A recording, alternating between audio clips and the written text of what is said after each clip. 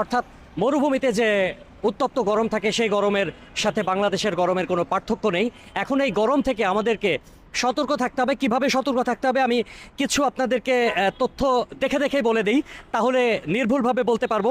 শুরুতে আমি যেটা বলবো যে স্বাভাবিক পানি পান করুন, যেটা ধীরে ধীরে পানি পান করবেন এবং খুব বেশি আসলে ঠান্ডা পানি পান করবেন না। অর্থাৎ ফ্রিজের পানি পান করা যাবে না। এটা ফ্রিজ পানি বা বরফ মিশ্রিত পানি ব্যবহার করা পরিপূর্ণ আসলে বর্জন করতে হবে। এছাড়া আরও কাজ করতে হবে, কারণ যেহেতু তাপমাত্রা 46 ডিগ্রি অর্থাৎ 46 ডিগ্রি সেলসিয়াস অতিক্রম করেছে, এক্ষেত্রে আমাদেরকে কোনোভাবেই এই তাপমাত্রা অবহেলা করার কোনো সুযোগ নেই। তাই আমাদের উচিত ঘরে বা ছায়ায় অবস্থান করতে হবে।